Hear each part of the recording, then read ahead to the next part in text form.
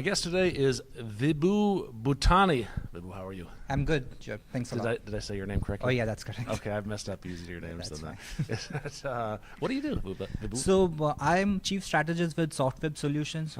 We are mainly focused towards IoT these days. So we started way back in 2004, I believe, and we started as an .NET shop. So, Right. more towards Microsoft technology and that thing. Then we picked up the pace when, the mobile technology was introduced in around 2007. Obviously, Apple iPhones and all those things were boom at that time. So we picked the mobile technologies. We worked with Android and, iOS platforms a lot on these days. But regularly now these days we are more focused towards IoT since I would believe since past 3-4 years. So what we do is mainly focus towards IoT platforms. We talk to our customers, we make them understand the value of IoT today, what it is, and basically not just getting data out of their machines or sensors, but we morely focus towards the data science piece after that, which means collect the data, bring the data to the platform or to the cloud or on-premise based on whatever they are preferring towards. And once we have collected that data for a certain amount of time, we run our machine learning algorithms on top of that data and make sure that that particular collected data is having more value after we run those algorithms on top of it. That's interesting. So are you the one that's driving this move towards IoT, or are your customers coming to you and saying, I have a solution or I have a problem that IoT can solve? No, for sure. So basically what happened, when we started way back, since past 3 years, at that time IoT was pretty new. Everybody wants to do IoT, but still they were not sure, is it a real value added to their particular industry, or is it good to do, or is just like others are doing, it's a boom today in the technology market and you just do that. So that was a basic case when we meet our customers. So we generally start with workshops. What we try to explain is, let's start small. Let's try a couple of workshops. We try to understand what the value of IoT is, and then the customers in that workshop talks about some of the business problem or business identification that we can do in that workshop.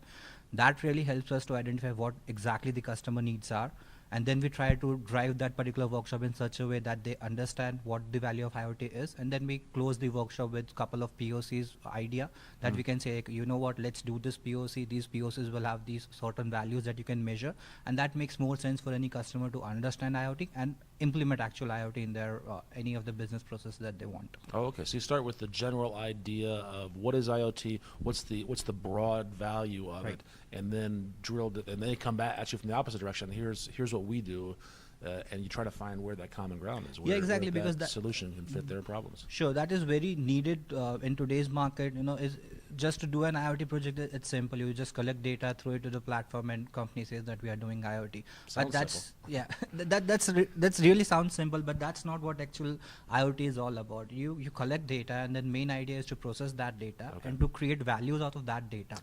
And then that value will let you know that, okay, IoT is a real value to your business processes or it's not. And ideally it is, because we drive these things in such a way that they come to realize that this is the value that they can get out of it, so that after the workshop they can go back to their management and then they can prove that, okay, this is the value, let's do a couple of POCs and let's make sure that we get some value of this data. Okay, well, give me an example of something that you've done for your customer that Sure. added that So recently, again, we did a recent workshop with one of our manufacturing customers. So they have around, lots and lots of factories floors, and obviously factories not just manufacturing something, but they have a lot of smaller cases behind it. So they have inventory, they have warehouses, they have transportation fleets and all those things, because everything is included in the factory house.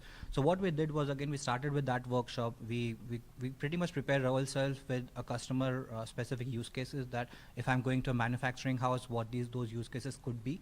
And then we try to explain that, okay, these are some of the general use cases, so that it gives a brief idea to the entire organization what we are going to do in the next day or so. And from that, they can pick the things up that, okay, what you talked about this use case, this really sounds very good, I want to implement this. So again, an example was we talked about in smart warehouse, where the general use cases or general pain points in a warehouse scenario is you don't know where your products are kept. And again, you don't know what is the inventory level of your product till the time you go back to your system, you run some queries and identify that, okay, there's a low inventory of this particular stock. So what we did was we implemented a smart glass solution for them. So the warehouse manager just walks into the warehouse with that smart glass, and he just gazes to any particular product barcode that's sitting out there on the shelf.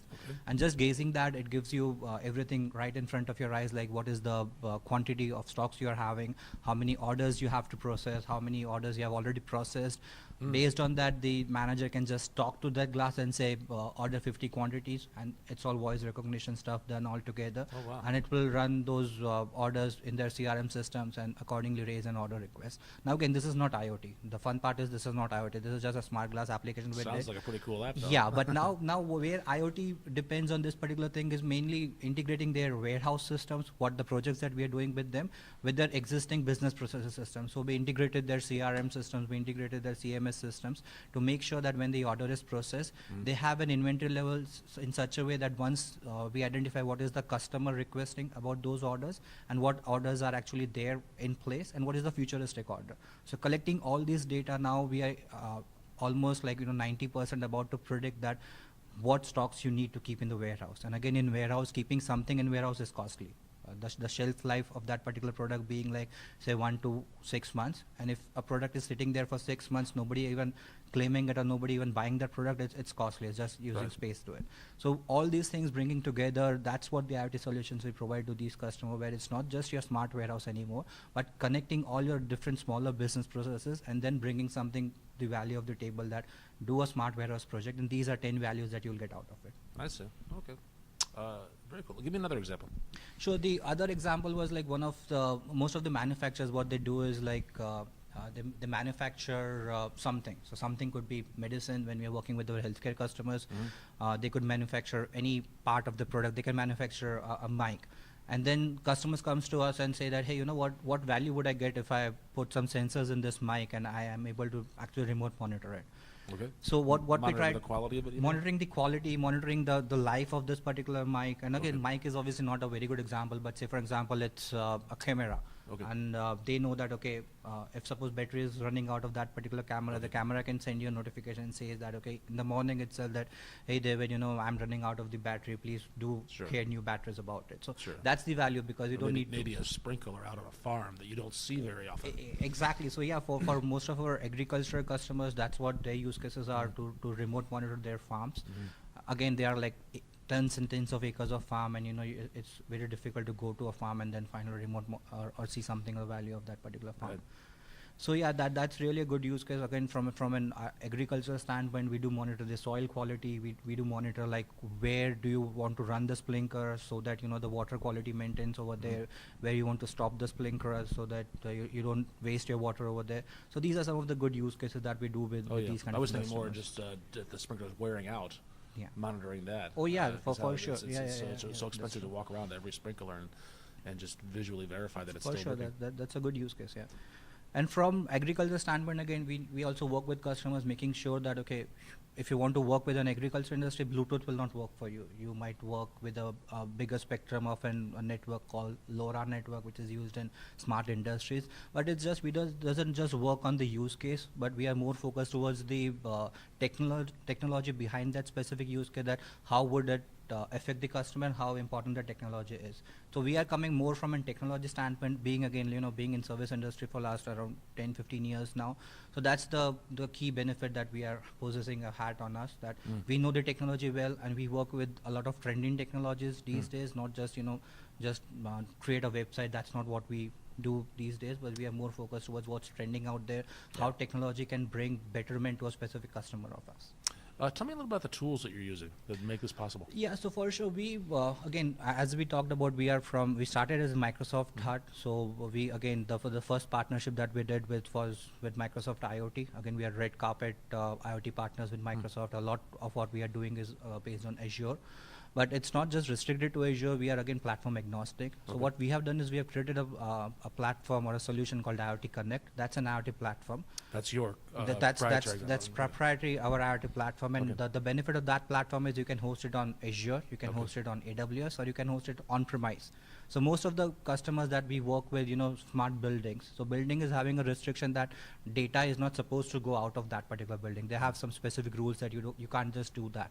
So for that particular thing, we have created this platform. So what we do is it's a hybrid implementation where the proprietary part of that data resides in that building, but rest of the things might go to Azure cloud.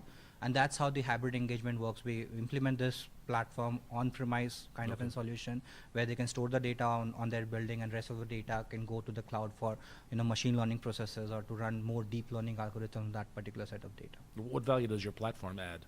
So platform is any of these IoT platforms that are out there, say Azure IoT, say AWS IoT, say I don't know, Bosch is coming with their own, say GE Predicts. It's more towards a development platform. And customers that we are working with mostly like, SMBs where they might have, but they generally don't have an IT capability internally in their organization. They want to do IoT, but they are not well adverse of how Azure IoT works or how AWS IoT works. So kind of they don't have a development power in-house. So what this platform enables is like it gives them a web-based tools where they can just log into a website, create their smart rules automatically. So they don't want to write stream analysis query in Azure. They can just write some textual information on their web-based tool, and finally we convert those things in stream analysis query and provide them a real-time value out of that particular thing.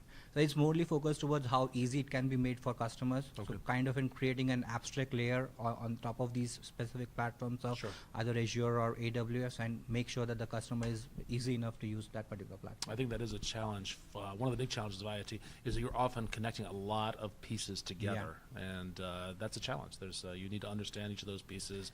You need to know where the integration points are. And yeah, for sure. Again, as I said, most of the time customers might not have a development capability in-house. So again, that's a bigger challenge that day, because they don't know how Azure might work. So they need some better simplistic tools to actually just put data towards it, and the rest of the thing is taken care of the IoT. And again, I would again talk a little bit about the IoTConnect platform. So it's not just focused towards what we do, but what we try to tell to our customers is, think about what any of a normal platform would work. You need user management, you need group management, you need smart rules that run against real-time basis on your live data sets. You need security in your platform. So those are some of the basic necessities that any of our customers or any of the platform might have.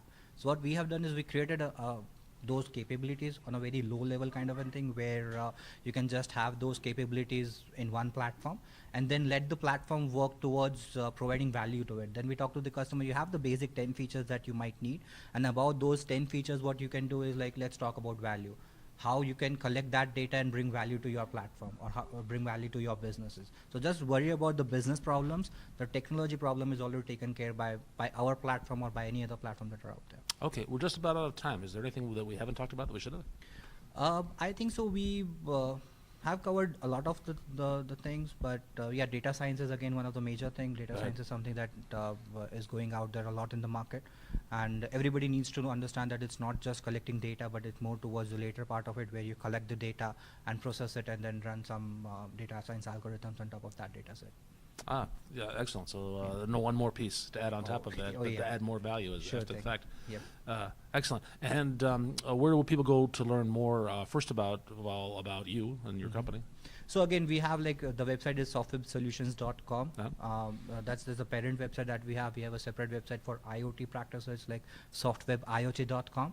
And then the platform is like IoTConnect.io. So these are the three major websites that people can go around, the customers can go around and look what are the features that they might look for any other platform that they're targeting. And what about people that are interested in getting more involved in IoT? Where would they go to learn more? Yeah, so again, so that's the softwarebiot.com website. So what it basically targets is about the basic steps of an IoT implementation wherever you are in your IoT journey. So customer can start with a workshop, or customers might come to us when they have already done some POCs and say, hey, you know what, we understand the value of IoT, let's take things forward together and let's go to the next step. So that is something, a third phase of an IoT journey, where we say the POC is completed, now we do the actual implementation, or actual how we can connect the larger machines or larger factories towards the platform.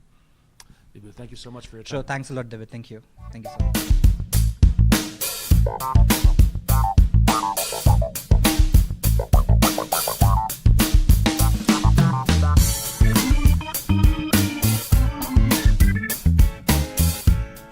These days, when we talked about IoT, we talked with David a lot of other things about IoT and data science practices. But what we generally focus is towards bringing our customers, who are actually our friends, bringing customers all together. So, making a more technology-friendly world towards that. And when we talk about technology, mainly focusing towards like what technology matters to the customer, not just put any bare technology on the table, but trying to explain them that this is the best route of the technology that you should move forward with. And that's how pretty much they become our friends. Thanks a lot.